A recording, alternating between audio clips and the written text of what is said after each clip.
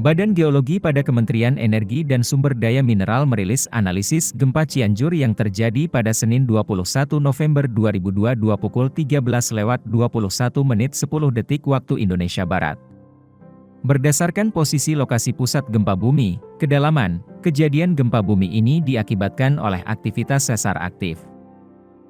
Menurut informasi dari Badan Meteorologi, Klimatologi, dan Geofisika, BMKG, lokasi pusat gempa bumi terletak di darat pada koordinat 107,05 BT dan 6,84 LS, berjarak sekitar 9,65 km barat daya kota Cianjur atau 16,8 km timur laut kota Sukabumi, dengan magnitudo M5, 6 pada kedalaman 10 km.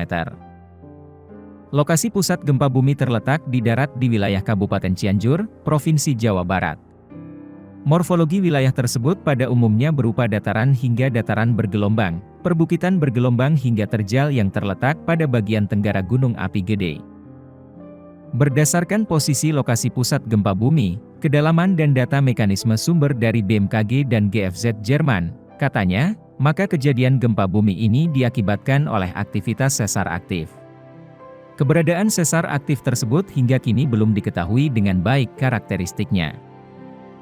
Menurut data Badan Geologi, sebaran permukiman penduduk yang terlanda guncangan gempa bumi terletak pada kawasan rawan bencana, KRB, gempa bumi tinggi. Kejadian gempa bumi ini tidak menyebabkan tsunami karena lokasi pusat gempa bumi terletak di darat.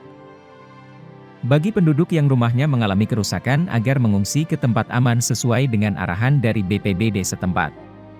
Bangunan di Kabupaten Cianjur harus dibangun menggunakan konstruksi bangunan tahan gempa bumi guna menghindari dari risiko kerusakan.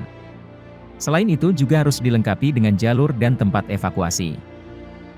Oleh karena wilayah Kabupaten Cianjur tergolong rawan gempa bumi, maka harus ditingkatkan upaya mitigasi melalui mitigasi struktural dan non-struktural.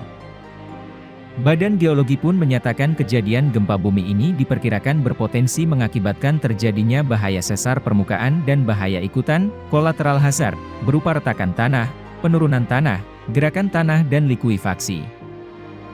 Sementara itu Badan Meteorologi, Klimatologi, dan Geofisika, BMKG, terus melakukan kajian mendalam terkait adanya potensi mengaktifkan patahan lain selain Cimandiri sehingga muncul aktivitas kegempaan yang lebih besar bisa terjadi.